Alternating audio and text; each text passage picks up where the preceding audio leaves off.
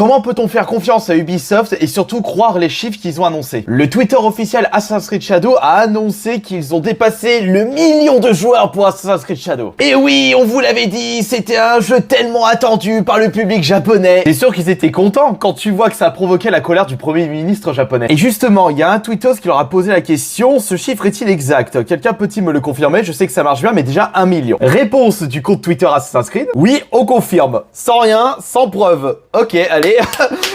Source Evian, crois-moi mon frère. Normalement, quand un jeu marche super bien, la compagnie montre partout. Oui, regardez le nombre de joueurs simultanés. On a fait ce chiffre-là, nous sommes exceptionnels. Et quand on sait qu'Ubisoft avait fait la pression sur des sites qui montrent le nombre de joueurs simultanés sur Steam, c'est qu'ils ont quelque chose à se reprocher. Et pourquoi je vous dis ça? Parce que quand on va sur SteamDB Assassin's Creed Shadow, on peut constater qu'actuellement, il y a 26 000 personnes qui jouent à Assassin's Creed Shadow. Le chiffre, il est pas énorme. Entre 26 000 joueurs et 1 million annoncés, il y a quand même une grosse différence. Et le pic en 24 heures, c'est 41 000. Bon, c'est pas exceptionnel, après, c'est pas un four. Mais on est très loin d'un succès commercial comme Monster Hunter qui a atteint 1,4 million de joueurs simultanés et il y a actuellement 147 000 personnes qui y jouent. Ça les énerve Ubisoft parce que les chiffres ne mentent pas. Et le problème avec Ubisoft, c'est qu'on ne sait même pas combien de personnes possèdent Ubisoft Play, ont téléchargé le jeu. Et à votre avis, qu'est-ce qui se passe quand un jeu qui a coûté 400-500 millions de dollars de développement bide comme un four? Ça provoque la chute des actions en bourse. Et depuis ce matin, l'action Ubisoft a perdu presque 5%, ce qui est énorme. Et nous pouvons voir qu'aujourd'hui, Ubisoft est classé 2e